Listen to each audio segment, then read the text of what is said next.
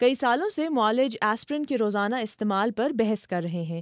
جہاں یہ دل کی بیماریوں اور کینسر یا سرطان سے حفاظت میں مؤثر ثابت ہو سکتی ہے، وہیں اس سے جسم میں خون کے رساؤ کا خطرہ بڑھ سکتا ہے۔ برطانیہ میں کی گئی ایک نئی تحقیق کے مطابق ایسپرن کے استعمال سے کینسر کے نئے کیسز اور اس سے ہونے والی اموات میں کمی آ سکتی ہے۔ اس تحقیق میں پہلی مرتبہ یہ کہا گیا ہے کہ ایسپرن سے کینسر کے جسم میں پھیلنے کے امکانات بھی کم ہوتے ہیں۔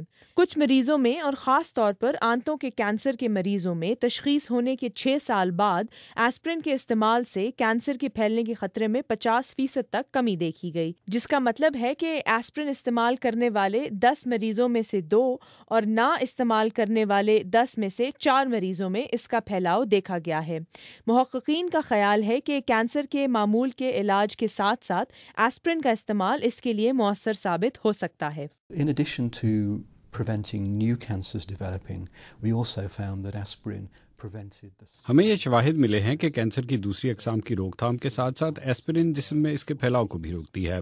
جو لوگ اس تجربے کا حصہ تھے اور ایسپرین استعمال کر رہے تھے، ان کے جسم میں سرطان کے پھیلاؤ کے خطرے میں کمی دیکھی گئی۔ برطانیہ میں کینسر پر تحقیق کرنے والی تنظیم کا کہنا ہے کہ یہ تحقیق سرطان کے علاج کے لیے حوصلہ افزا تو ہے، لیکن لوگوں کو روزانہ ایسپرین استعمال کرنے سے پہلے اپنے معالج سے مشورہ کر لینا چاہیے، کیونکہ اس سے جسم میں خون کے رساؤ کا خطرہ بڑھ جاتا ہے۔